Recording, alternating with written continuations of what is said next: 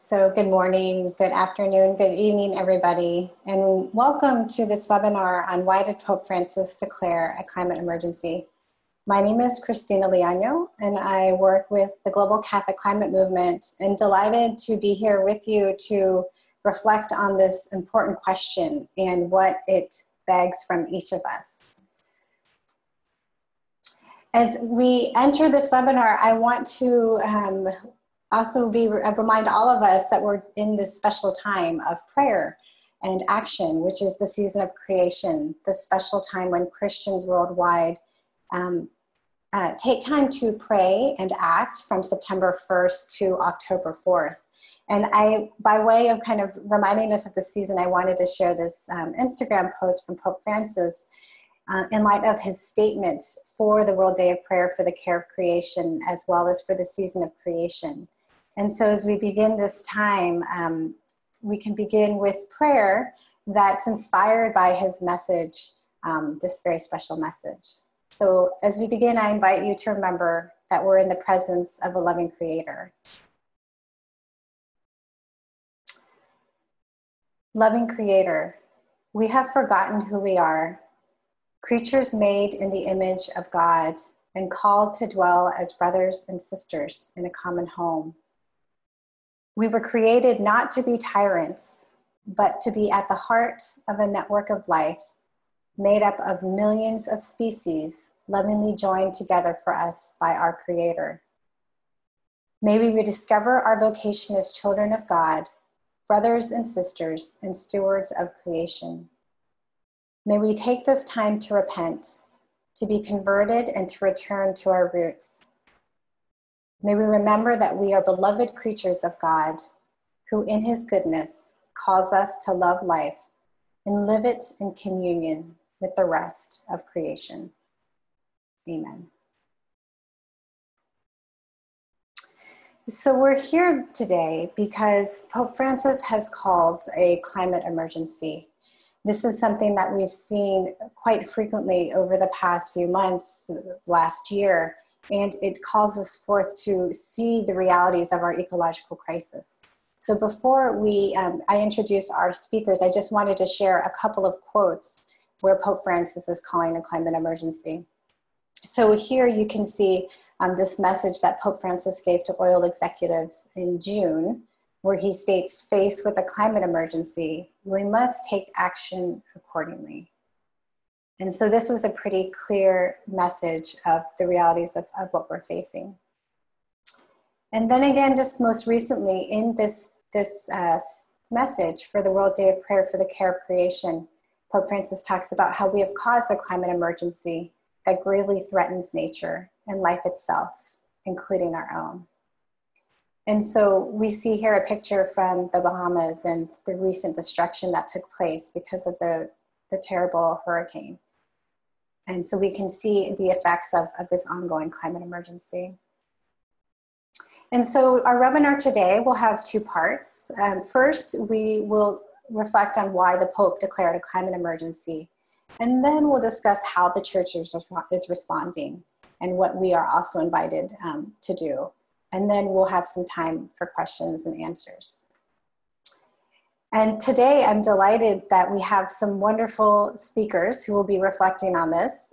We have Father Joshtrom Kureethadam, who is the director of the Ecology and Creation sector at the Vatican. And then Dr. Lorna, who is the coordinator of the Laudato project at Trocaire and also the author of a wonderful book, Climate Generation. And then we have Henkel, who works with Laudato Generation, which is the youth branch of the Global Catholic Climate Movement. So without further ado, I invite Father Joshtrom to please help us to understand why did Pope Francis call a climate emergency? Yeah.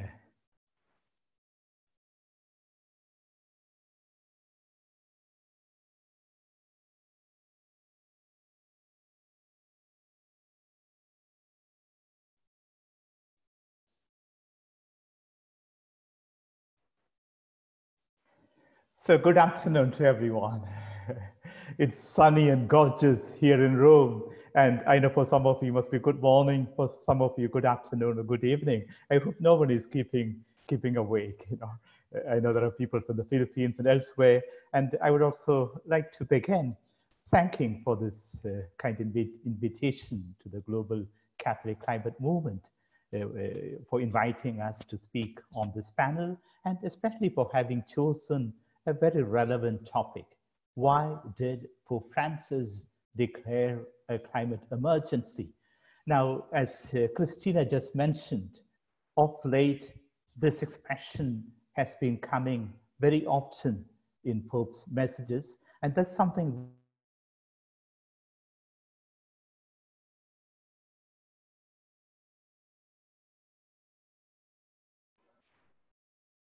I think we lost some connection. And we also speak of climate catastrophe. So we are very much on the same wavelength. I would like to propose 5 reasons why Pope Francis speaks of climate emergency. First of all, because he's listening to science, to the scientific community. And I was impressed that Greta Thunberg, the day she reached New York, after sailing across the Atlantic, she was tired, but then one of her first messages was, let us listen to the scientists. And that's the same thing to do.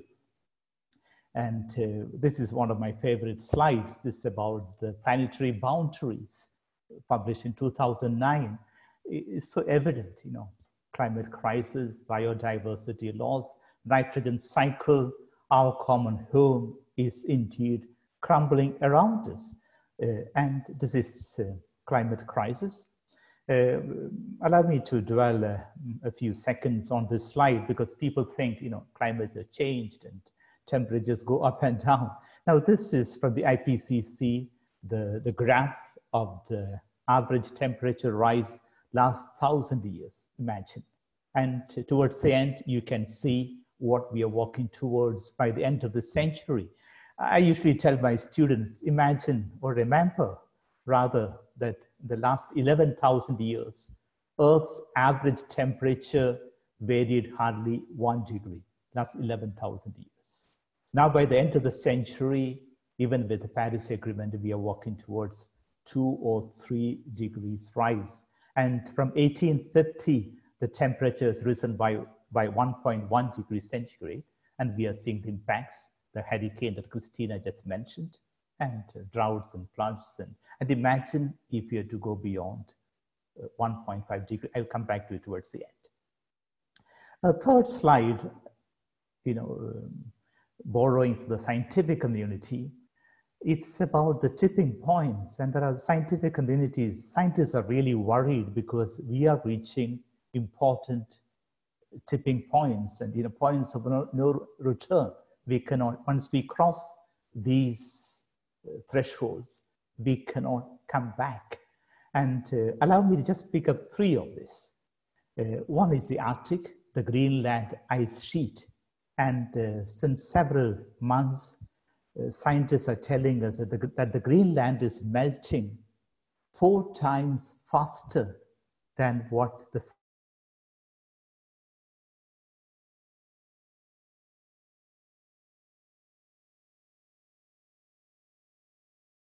began to melt. The sea level rise around the globe will go up by 7 meters. And most of humanity lives, in cities close to the coast or in the coastal regions. So this is worrying. A second tipping point I would like to pick up is the dying of the Amazon rainforest. Last year, scientists told us that the Amazon has reached already 25% of deforestation. And they warn us that if you go beyond 40%, the entire Amazon will become a savanna, will die out, with consequences for the microclimate, but also for the macroclimate. And the third is the Indian summer monsoon. I come from India and I was there 2 weeks ago. And last year, we had the worst floods in our history with the monsoons changing course. Over 500 people died, and mid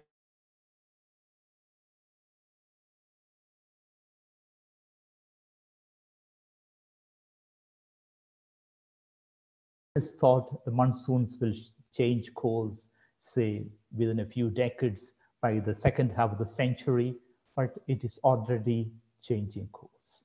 So we are crossing important thresholds, and we cannot but afford to listen to the scientific community, and that's the reason why Pope Francis declared and declares a climate emergency.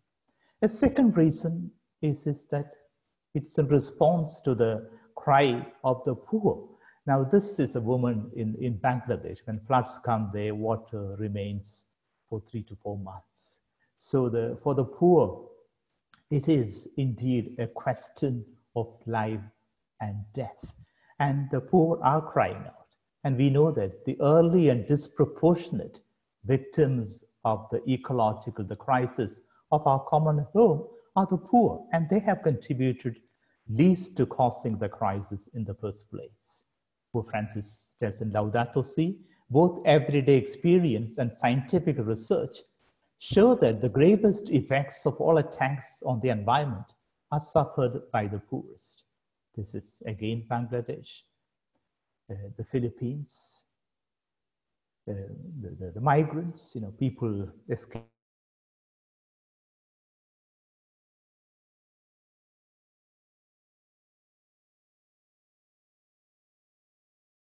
Are already sinking. So the poor are crying out, and this is, at the core of this problem, there is gross injustice. This is also another favorite study of mine, which was presented at the Pontifical Academy of Sciences a few years ago by Partha Dasgupta, who teaches economics at Cambridge, and Veerabhadran Ramanathan, who teaches climate science in Berkeley, in California. And we are over 7 billion people in our common home, and of the 7 billion people, the 1 billion rich, probably most of us belong to that category. The richest people contribute more than 50% of greenhouse gas emissions. The middle class, maybe I should say most of us probably belong to the middle class. We contribute something like 45%, while the poor, the other half of humanity who do not have access to affordable fossil fuels, contribute something like 5 or maybe 7%. So, and this is the map of the world. On the top, we have the map of the world in terms of emissions. You see the US is so conspicuous. We who live in Europe is so conspicuous. China, India, but it's more for a population like. And, just stay on the upper part of the slide. I mean, you don't see Africa there, or even Latin America. And the downside of the slide, in the lower part, we have the graph or the map of the mortality, people dying on account of the climate crisis, climate emergency, let's call it that way. And you see Africa is so conspicuous. So this is the climate apartheid that we are living in, and the poor are suffering. That's the reason why Pope Francis told us already in Laudato Si that we need to hear both the cry of the earth and especially the cry of the poor. A third reason why Pope Francis speaks about the climate emergency is that he's really concerned about future generations. This very powerful question that we read in Laudato Si 160, what kind of world do we want to leave to those who come after us, to children who are now growing up? And the latest IPCC report of October 2018 said we have something like 12 years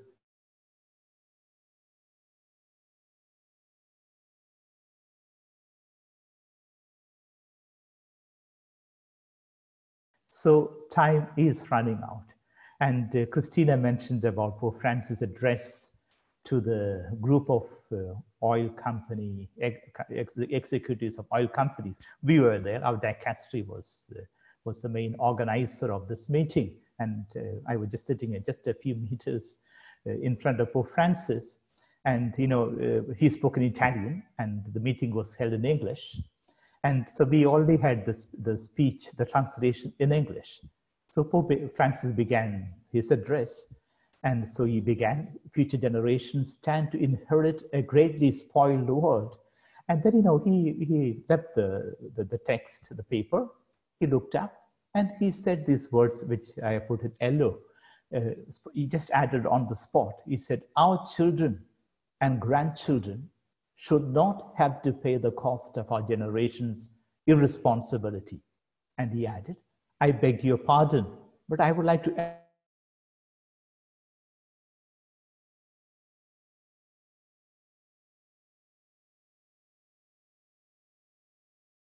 of our irresponsibility.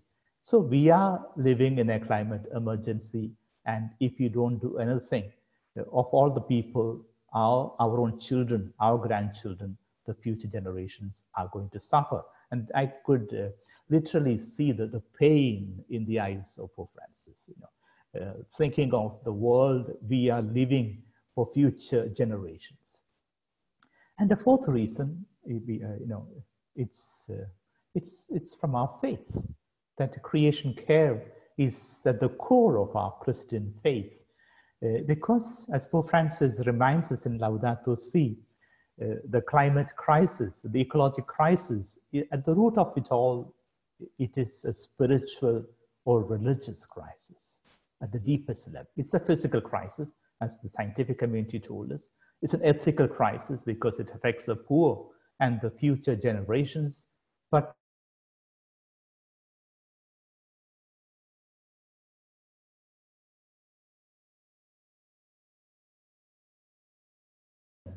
is also reflected in the symptoms of sickness evident in the soil, in the water, in the air, and in all forms of life. A great intuition of Pope Benedict.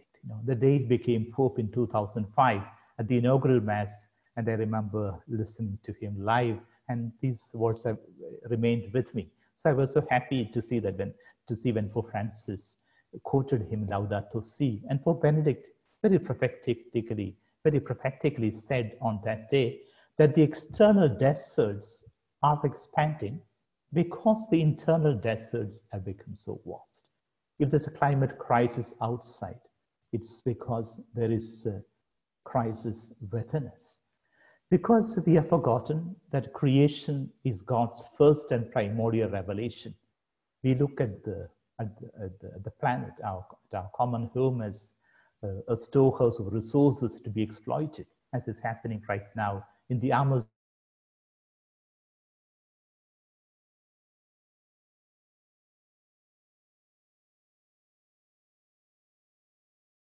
Are written are the multitude of created things present in the universe. Creation is indeed the very first revelation, epiphany of God. A beautiful paragraph. It's easy to remember, Laudato Si 7777. That Pope Francis tells us that every creature is the object of the Father's tenderness.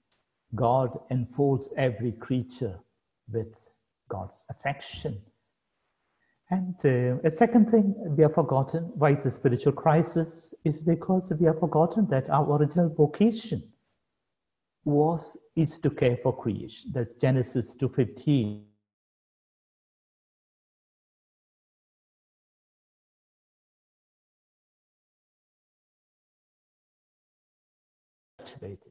Take care of it. And I like to say this is the very first commandment given to humanity. It is our original job description in the Bible. As human beings, what are we expected to do? We are expected to take care of our common home, this cosmic garden. This is in a slide on the creation narrative. God entrusting this vocation to humanity. And in caring for our common home and for the weaker members of our common household, we are indeed imitating God's own loving, tender care towards all creatures. This is how we become really Imago Dei, made in the image of God. We are Imago Mundi, Pope Francis tells us in the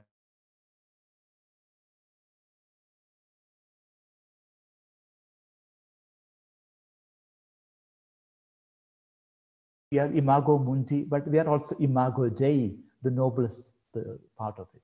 But we become really imago Dei when, like God, we care for those around us and all the creatures that God has entrusted to us.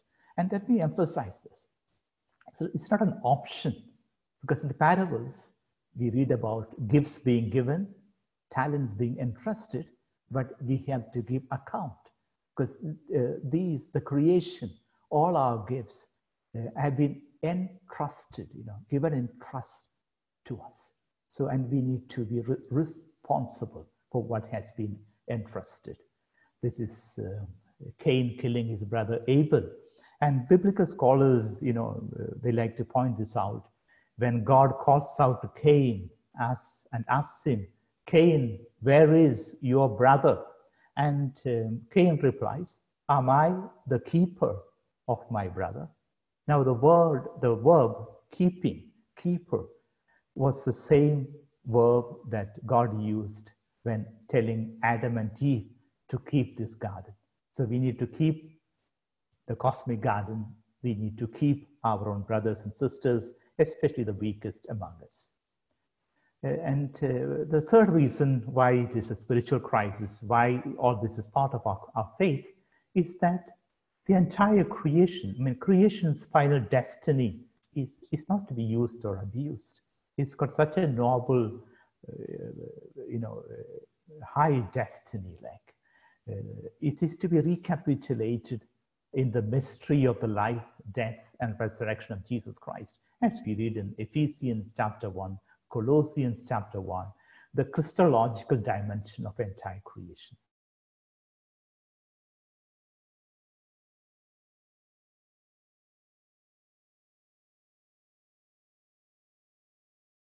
The ultimate omega of our creation. And the last reason why Pope Francis declared a climate emergency, I think, is to motivate us to act. And we have just begun the season of creation, and it is giving us a concrete occasion, I would say a kairos, a moment of a time of grace to act. It's true that Pope Francis himself reminds us that in the past we have forgotten this vocation, but he reminds us that we can act, that based on drawing on the resources from our own faith traditions, we can indeed act. And that's how caring for our common home, oikos, logos, ecology, becomes ecumenical. It's oikos monos, because it's one common home. And my last reflection would be this, and probably it's going to connect to what Dr. Lorna Gold will say.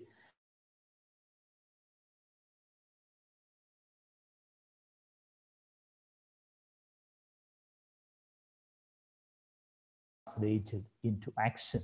And I was just reminded the other day, someone was sharing with me that looking at the Amazon forest burning, this person said, I am not going to eat beef anymore, because most of the Amazon is being cleared, the forests are cut down to rear cattle. So and it struck me the connection, well, we speak of climate crisis, but am I using my car? Am I using public transport? How much of energy do I consume? Or am I want to keep on buying clothes and and fill up.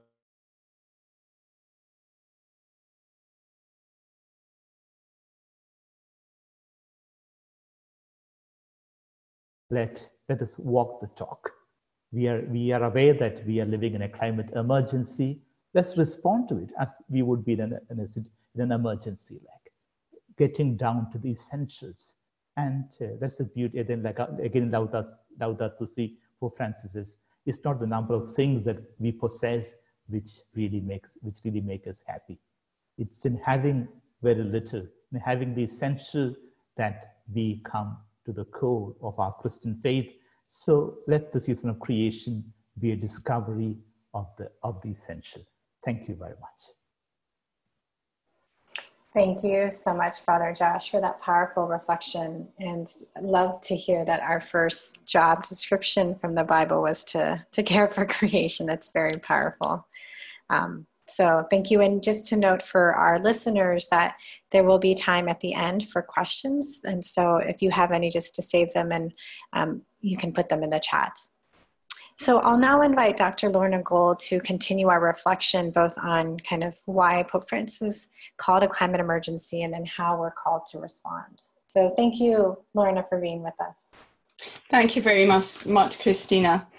I'm maybe going to start just with that end point that Father Josh made, and that is, let's respond as we would in an emergency. And I think that's really at the heart of Pope Francis and this declaration of a climate emergency.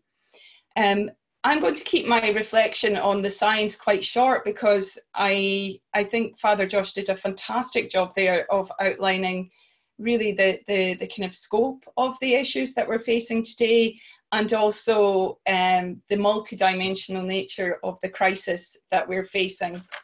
But I'm just going to reflect back maybe some of the things that struck me from Father Josh's presentation before we get into the question of what we can do about this. So the first thing that I wanted to say is that perhaps Pope Francis, not perhaps, but for sure, Pope Francis declared a climate emergency in Laudato Si. He didn't use the words climate emergency, but I think if you look back to Laudato Si, and you look at it in respect to what other people were saying back in 2015, the language that Pope Francis used was very much of the tone of an emergency. Just one phrase that struck me from Laudato Si that I wanted to reflect on. When Pope Francis said, climate change is a global problem with grave implications. It represents one of the principal challenges facing humanity in our day. Its worst impact will be felt by developing countries in the coming decades. Many of the poor live in areas particularly affected by phenomena related to warming, and their means of subsistence are largely dependent on natural reserves and ecosystemic services such as agriculture, fishing, and forestry. And I think already in Laudato Si, Pope Francis was really calling us to the urgency of the crisis that we're facing. And in his language, talking about the need to hear the cry of the earth and the cry of the poor, I think the fact that we're sitting here 4 years later, listening to us talking about Laudato Si and climate emergency, it begs the question, are we hearing? Have we heard that cry, and are we responding to the cries that we're hearing all the time through the climate crisis? Of course, Laudato Si was based on the Intergovernmental Panel on Climate Change Report number 5, the assessment report number 5, which was published in October 2014. And since then, there have been a wave of reports that have come out which are extremely worrying and startling in their findings. One of them was perhaps the most important report that has emerged on climate change specifically since Laudato Si was published, is the IPCC special report on 1.5 degrees. The threshold of 1.5 degrees of warming on pre-industrial times was, let's say, a marker that, or it's not an objective, but it was a marker that Pope Francis in particular asked to be put in the Paris Agreement. Because we know that every single bit of warming that happens from now on matters. And in putting this marker of 1.5 degrees into the Paris Agreement, the world community was saying, we want to strive to keep warming below 1.5 degrees in pre-industrial times. But the research on that, on the difference between 1.5 and 2 degrees had not happened at that stage. So this report that came out in 2018 was the results of another 2 years of research, which really looked at what the differences are in a 1.5 degree warming world and a 2 degree warming world. And basically, the outcomes of that report are very startling, and they point to key feedback loops and key ecosystems that will be lost if we go beyond the 1.5 degree rising in global temperatures. Now, bear in mind that we have already gone around 1.1 degree rising, so that leaves a very, very small margin of warming before the end of this century. Another two important reports have also come out since Laudato Si was published. The second one was the IPBES, a UN body, Global Assessment Report on Biodiversity and Ecosystem Services, which came out earlier this year. And again, that report is extremely startling in its warnings of the biodiversity loss that is occurring at a dramatic rate, has happened in the past century and will continue to happen in the coming decades. And in particular, it stresses the link between biodiversity loss and climate change. And as warming intensifies, the level of biodiversity loss is going to also intensify. The third and final report, which has come out since Laudato Si and points to the urgency of our response, is the Food Production and Land Use Report from the UN, which only came out several weeks ago. And this report is most startling of all. It builds on statistics that were already in the previous report, the AR5 report. But one statistic which is really shocking is that in light of climate change, and unless business as usual is shifted within the next few years, we are looking at a 50% reduction in food production, rain-fed agricultural yield within the next 15 years. And when you think that most of that yield is in countries which are suffering high levels of poverty and inequality, it really makes us look at where people who get their sustenance from rain-fed agriculture are going to get food production in the future decades. So it's a crisis. These reports that have come out since have really confirmed everything that is in Laudato Si. And in a sense, maybe in 2015, there were detractors who said, oh, Pope Francis has been over dramatic. Well, actually, the science now is very, very much saying, no, there's no drama here, no over drama. This is, we are facing an emergency of unparalleled proportions. And I don't need to go into some of the events. One other thing that a piece of science which has emerged in the past 2 years is a report that now can link specific weather events to climate change. Perhaps in the past, some advocates for climate action were accused of saying, oh, well, you can't say that Hurricane Dorian has been caused by climate change. You can't say that Typhoon Haiyan or any of these events have a direct link to the warming climate. Well, now through the science that's emerging says that yes, we can determine the level of how often and the intensity of particular weather events, and what the link is to the climate science and climate change. And that is an important development. But once again, what it does is just highlight how urgent this situation is. A recent UN report now says that climate disasters are happening once a week in different countries of the world. And that is truly, truly shocking statistic. And reflecting back on Father Josh and what this is telling us as people of faith, as people who are wanting to bring about climate action. I think there are several levels, and they've already been outlined by Father Josh, but just a few thoughts from me before we come on to the action piece. What we have to think about is that all that this is happening, everything that's happening just now, is happening with a degree of warming of 1.5 degrees Celsius over pre-industrial times. That is what is happening. That is how much warming is in the atmosphere. And we can see the disastrous effects already. And yet we know that politically not enough is being done. The political outlook has actually deteriorated since Laudato Si was published. It's not simply not being prioritised by enough countries and enough companies as well.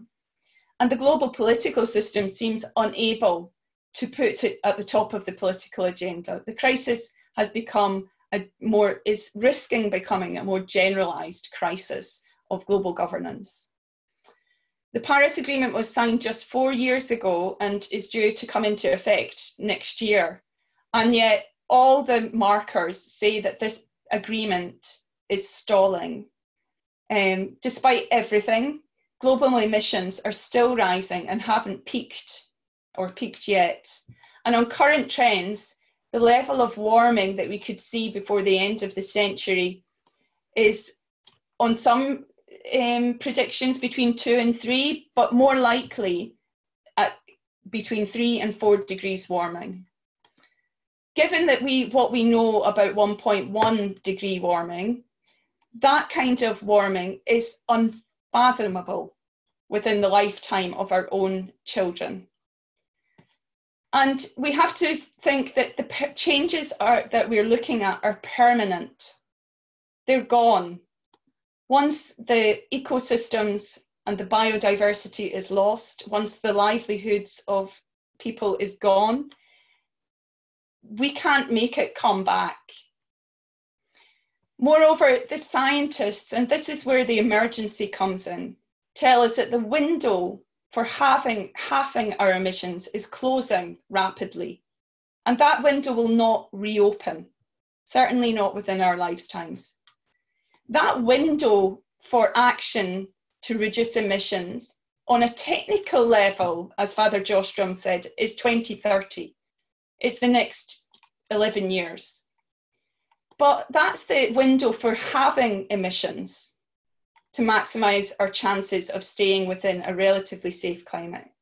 What this actually means is that the tipping points, the actual transformation, the reaching the top of the emissions peak and starting the rapid downward trend is within the next 12 to 18 months. That must sound absolutely impossible to most of us, given the current political climate.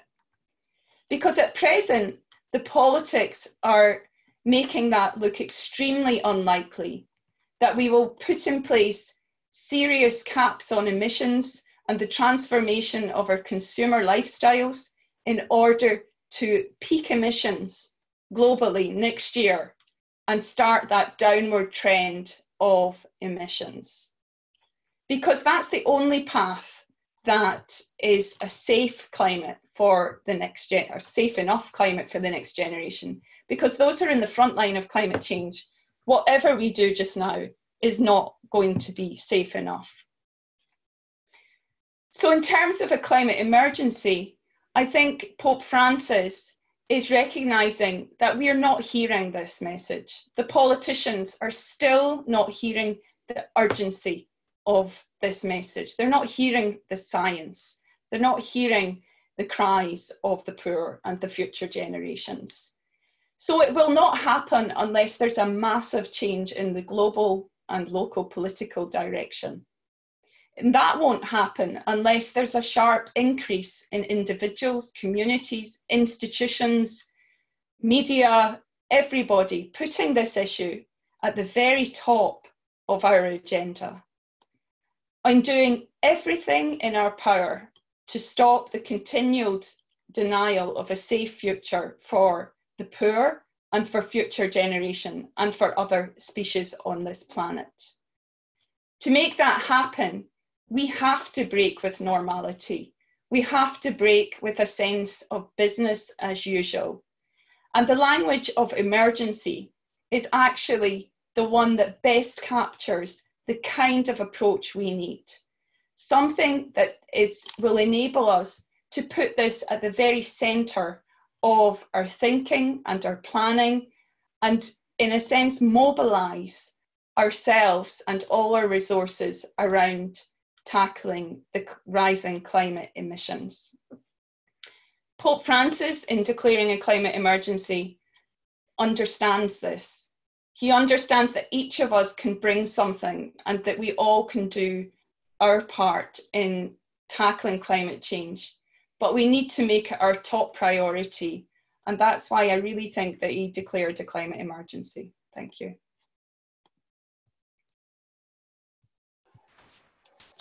Great. Thank you so much, Lorna, for the powerfully moving words that you offered of why we need to act. And I'm wondering if you can just go ahead and continue to talk now and shift into how should we be responding to this emergency? So I think each of us have to do everything in our power. I mean, there's not one particular thing. I'm Irish, and I work in Trocaire, so I can do a particular thing. It's about looking at what we, in our situation, in our community, I talk about a circle of concern and a circle of influence. Each of us has a circle of influence that we can influence, and it's bigger than we actually think. But I would call us to two things that I think as a Catholic community, we can really step up and do something really significant. The first one is something I've been working on for the past 2 years, and that's asking our religious institutions to divest from the industry that is causing the most damage to the climate, and that's the fossil fuel industry. The global Catholic climate movement's been very involved in this, and we've successfully got the Irish Catholic Bishops' Conference to divest from fossil fuels, as well as many religious orders who really understand this is about connecting your money and your mission. You can't be destroying the planet through your investments and then preaching care for creation. It's about joining the dots of these together. So divestment from fossil fuels is really, really key, stepping up on that. There's a wonderful toolkit which I helped to produce on the GCCM website in French, Spanish and English, available for anybody to download. I'm available to support people on fossil fuel divestment through webinars and whatever. And there is also next week, there's a big divestment summit in South Africa, learning the lessons from anti-apartheid movement and how we can galvanize our church together and other faith organizations. So divestment. The second one is really about getting feet on the street on this issue. It's so important now that the young people have come out on what they call climate strike. This is about global action. This is, if people are scared of the word strike, which I know some people are scared of the word strike when it comes to schools, think of it as a teachable moment, a global climate action movement, getting young people and older people to mobilize together. It's been tremendously successful here in Ireland in pushing this to the very top of the agenda, political agenda in Ireland, having weekly climate strikes. In my local town, we do climate strike every single Friday. We don't miss a Friday, in solidarity with our young people, and it's very effective. The young people, Greta Thunberg and all the others, have called it a global day of action on the 20th of September. And there's a real call to get our faith leaders, our parishes, our religious communities to come out in solidarity with those young people. The young people have called this as a strike for everyone, because it's our generations that need to really step up here. So I would really encourage everybody to mobilize around the climate strikes and also to divest. Wonderful, thank you. And Lorna is very humble, and she's been very essential to bringing climate strikes to Ireland, and it's a huge movement out there. So we're just grateful for your service and your ministry and for inspiring us today. So thank you. So Lorna's comments are a great segue to now introduce Luke Henkel, who is part of Laudato Si Generation and calling all of us to join the strikes as well on September 20th. So Luke, I turn it over to you. Thank you for being here.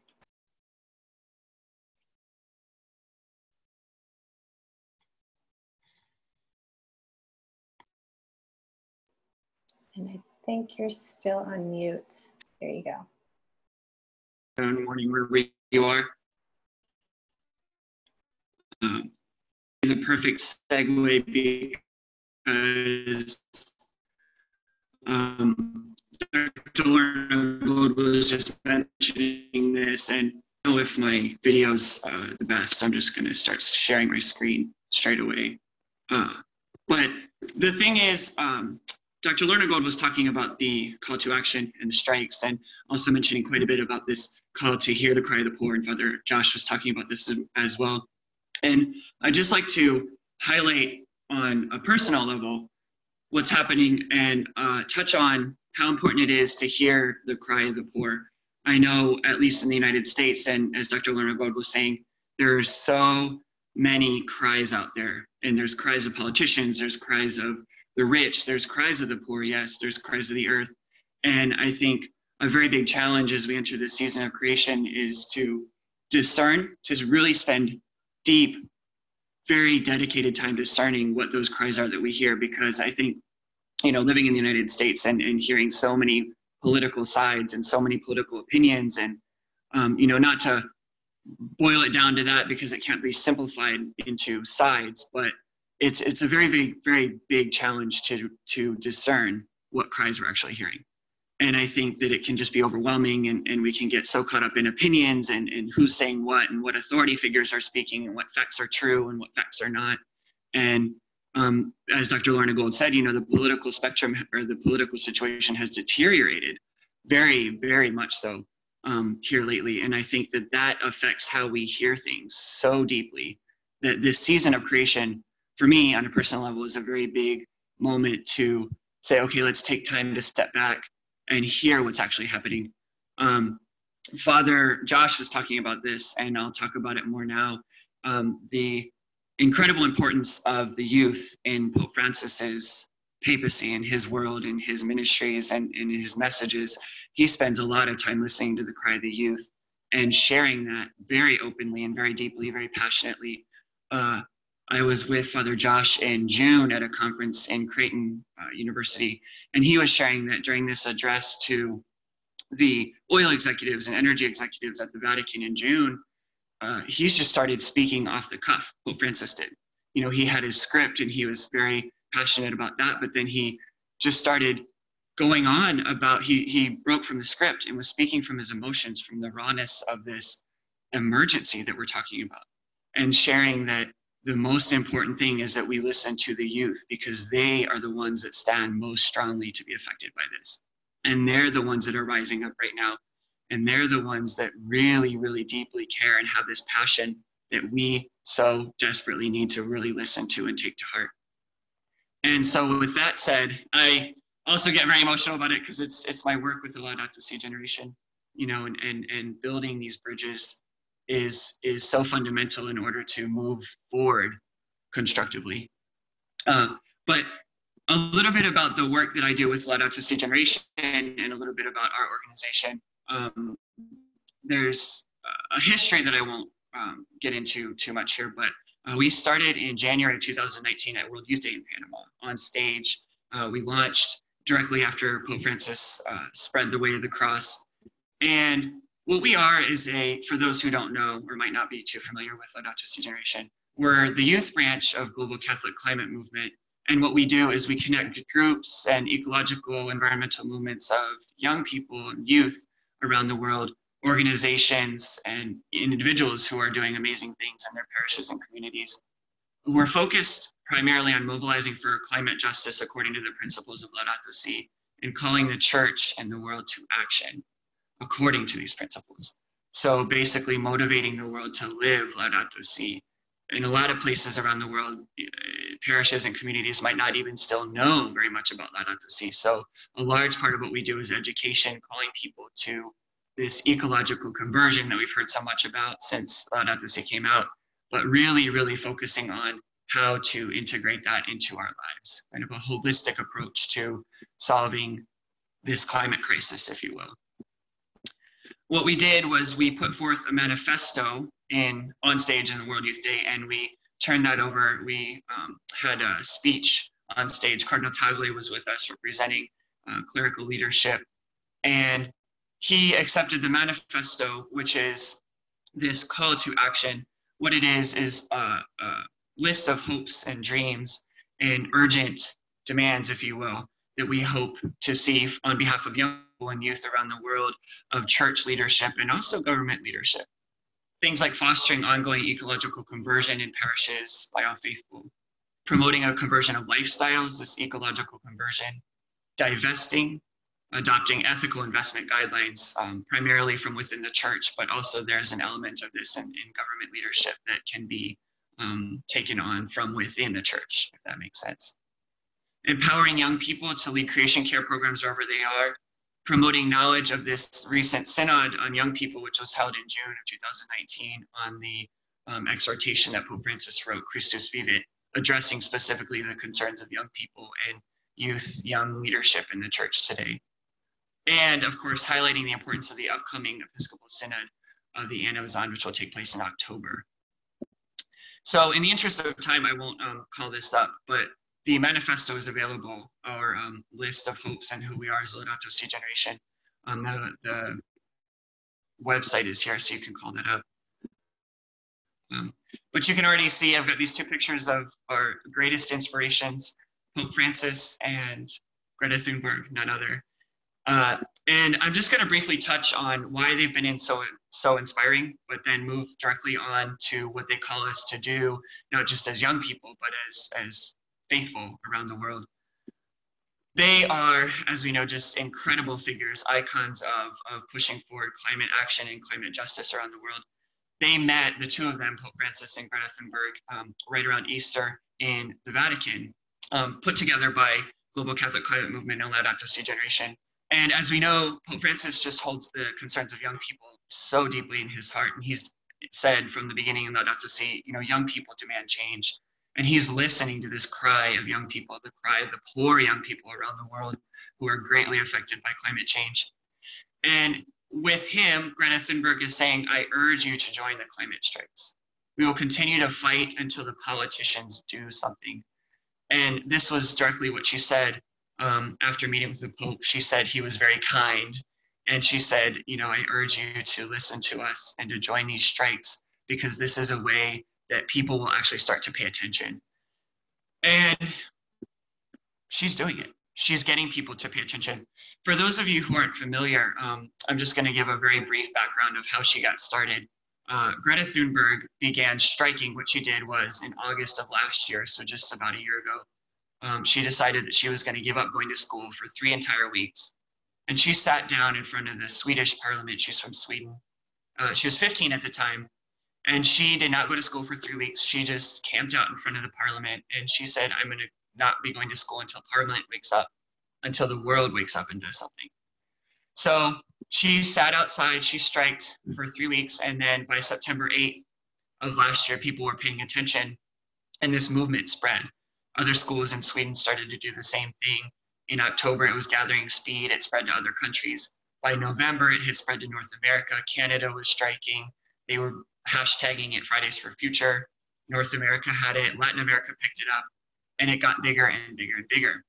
Schools around the world have been striking with Greta Thunberg on Fridays, as Dr. Lorna mentioned. In Ireland, they've already been involved for a while. And then the Laudato Si generation picked this up after our launch in January.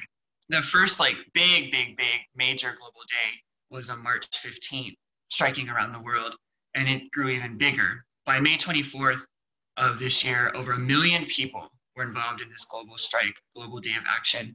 And on behalf of everyone, I'd just like to say, if you participated, thank you. We need your involvement. So if you're already doing this, great. If you're not too familiar, It's not too late to get involved. I'm just going to show some pictures of Laudato Si generation and what we're doing. Thankfully, and just like inspirationally, Laudato Si generation is in all continents. We've had strikes in March in Australia. We had them in Argentina, Ecuador, Chile, North America here, Quito, Ecuador.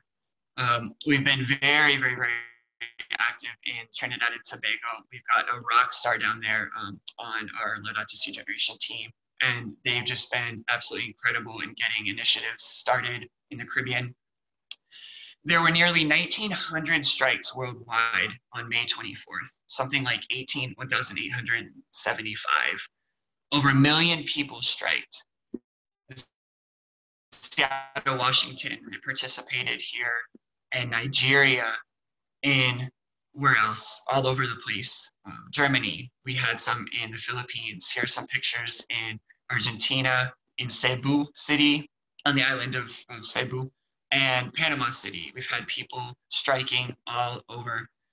Pope Francis said, and this is from the address in the Vatican to the energy and oil executives in June that Father Josh was talking about, courage is required in responding to the increasingly desperate cries of the earth and its poor. Again, speaking, off the cuff because of the emotion of this climate emergency. These pictures are from Trinidad and Tobago and Grenada. The incredible work that's happening down there, beach cleanups. They had 4 or 5 different events actually on the Care for Creation start on September 1st, just the other day. Absolutely tremendous work down there. And tons of people. There's a very young population down there, and they're extremely active in this march, these strikes. And an interesting note about their culture, they're also very collaborative. And so what they did was they had the bishops, they're involved in not even just striking so much as getting people to come together for action. Strike can be a very, very harsh word in a lot of cultures. Recognizing that, Laudato Si generation is trying to focus as much on collaboration as anything else. We're not going to get anywhere by being angry and by being, just full of demonic, frustrated energy. We're going to get places by being collaborative and by involving young people, by involving old people, by involving everyone in between. And that was a very interesting and inspiring thing to see as far as the success of these initiatives and strikes are going in the Caribbean. So this is our statement from Laudato Si generation. We put together creation this year and highlighting again the importance of these strikes, offering a call to action for people to rise up. We're the young Catholics of the Laudato Si generation and will inherit the earth older generations leave us. This earth could offer a rich heritage, bright with promise, but it has simply not been protected. We are scared and, motivated by a sense of urgency, we need your help. We call on all those in the church to stand with us for the global climate strikes on September 20th. March to your town's park or government center, or set aside time for public prayer. However you take action, make sure you carry signs and banners so others know that Catholics stand together for a clean, safe future. We're counting on you. And you can learn more and register your event at this website, Laudato Si generation, Rise Up. These will be available for you. We can send out the links and the videos that you would desire that are through Laudato Si generation if you prefer. So the 20th of September is a big day. These are just a few quotes from Pope Francis, again, from the address in June to the energy and oil executives. The climate crisis requires our decisive action here and now. This is also from Laudato Si generation. Father Josh shared this earlier, and as he said, is speaking largely off the cuff at this moment. Future generations stand to inherit a greatly spoiled world. Our children and our grandchildren should not have to pay the cost of our generation's irresponsibility. Indeed, as is becoming increasingly clear, young people are calling for change. And the good news is, he says directly after that, humanity can still rise up and affect positive change. It is still in us to do this. And he wrote in 2015, and a lot of you might be thinking on this phone call, this webinar, like, time is running out, but it's still there. That hope is still there. This is the point of these strikes today. And now I move directly into this because, you know, as you're talking about, or as I was talking about just a little bit ago, you know, it's so often to get caught up in like panic, you know, and say, oh my gosh, what do I do? What do I do? What do I do? How do I do something? What's going on? You know, and as a young person speaking to a lot of other young people and even, you know, other generations, so many people are literally paralyzed by action. You know, you have these conversations with people, and a huge thing is they're just like, I don't know what to do. And it's, you know, that there is this hopelessness that moves people to not do anything.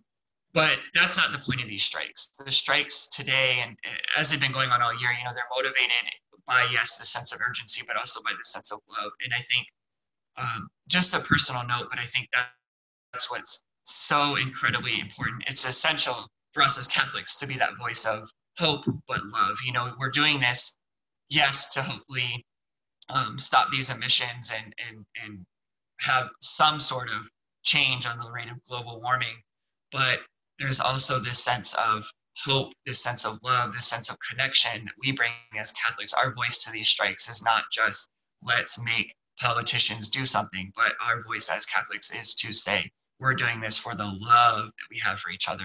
We're doing this for the love of the communities that we're in, for the love of our families, for the love of this creation that God gave us. And, you know, I don't think I can highlight that enough, that, you know, on this webinar, hearing about the Catholic traditions that we have, hearing about the Catholic faith that we all share, there is so much importance. And especially, you know, as Dr. Lorna Gold was talking about, you know, this deterioration that we see around us.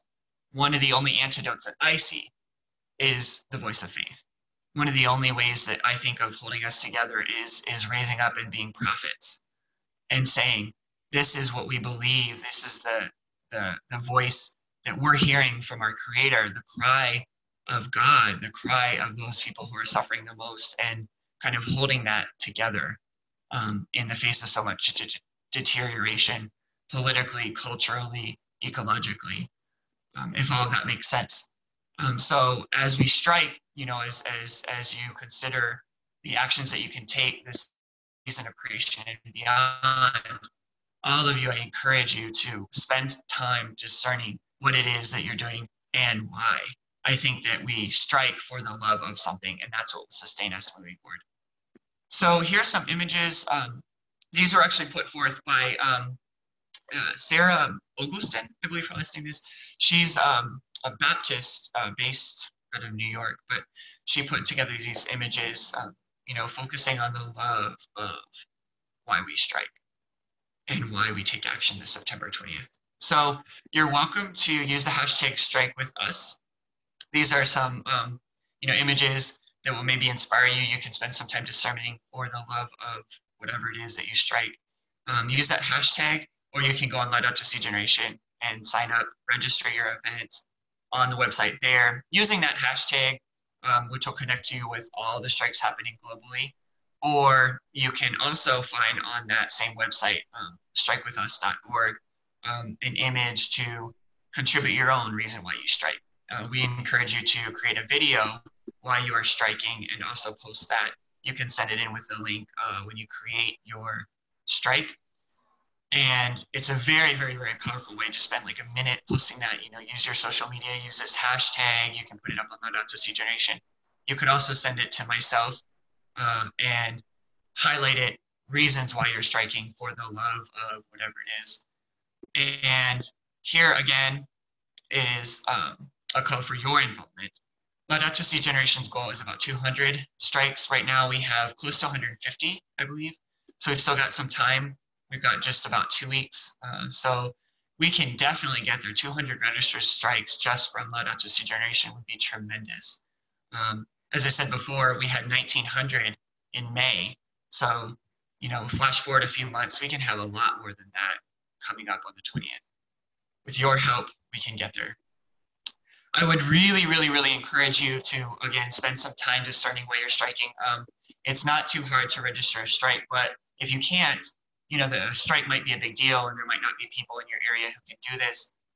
There are actions that you can take there's plenty of resources from the Global Catholic Climate Movement website where you can, do something as simple as a Laudato Si prayer circle. You can gather for a night of reflection on parts of Laudato Si. You can, you can arrange a meeting with your pastor on the 20th or that week. That's a week of action that ends on the 27th. Maybe just calling your bishop or writing a letter and engaging with them about the urgency of this situation, using the points of this webinar that we heard from Dr. Lorna and Father Josh, just bringing this conversation to your parish if it hasn't happened already. Luke, I'm so sorry to do this, but we'll have to wrap up because of time. So if you want to just have your last words, and then we'll let Lorna and Father Joshtrom also offer any last words. Oh, yeah. Sorry, excuse me. This is a quote from Greta, her last words. We do need hope. Of course we do. But the one thing we need more than hope is action. Once we start to act, hope is there. Everything needs to change. It must happen today. Thank you so much, Luke. And I don't know about everybody else, but I was very moved by your words, and especially by the statement that you're issuing. And so I think all of us want to stand behind you in Laudato Si Generation on September 20th. So again, thank you for being here, and we look forward to ongoing conversation. So I'm conscious we're over time, but I just wanted to offer an opportunity for Father Joshtrom and Lorna, if you wanted to offer any last words before we close. I apologize, we won't have time for questions, so. Christina, shall I say something? Yes, please, Father Josh. Okay. I would just like to say two things. Just picking up from, first of all, it was wonderful to be part of this panel, to be with Luke and Lorna, and you did an excellent job, Christina, coordinating the webinar. Two things I would like to say. It was mentioned, I think the first important thing is to create a people's movement. Parents, grandparents, teachers, scientists, politicians, economists, farmers, everyone, we all need to come together. And the next months, next weeks, months, years, we need to create a people's movement. And our take at the Vatican is that this people's movement will be led by at least 3 groups. As Luke mentioned, young people, they're already doing it. And that's how the way God works.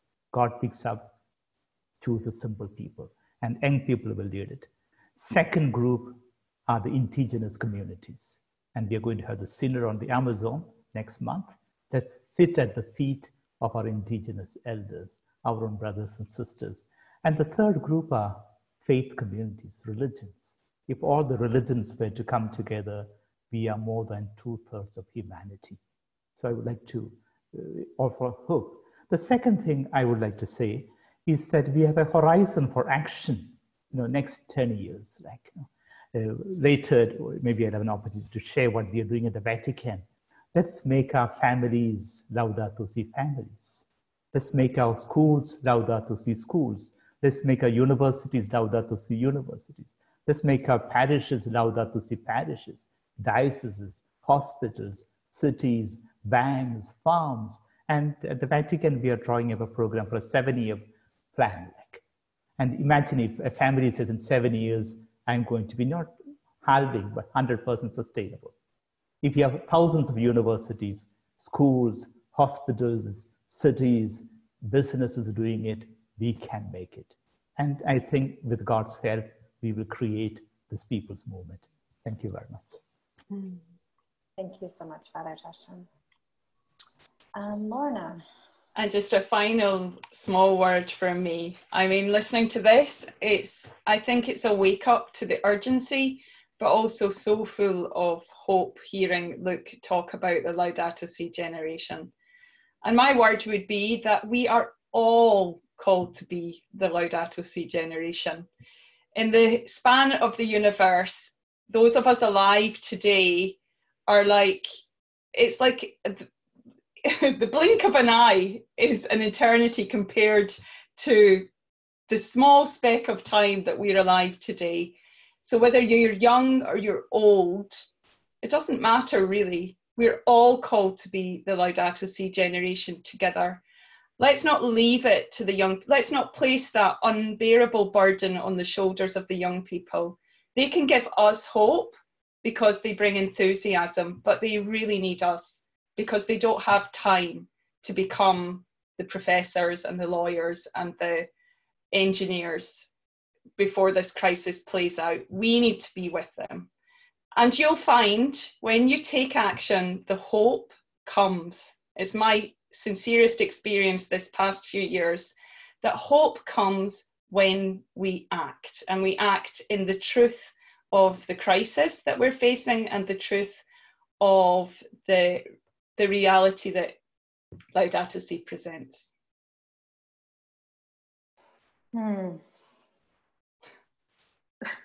So I just feel like there's no words for what has been shared. And as Luke has so invited us, I hope we can all take some time during this season of creation to take it in and to really reflect about how we're being called to respond for the transformation of our world, but also for ourselves.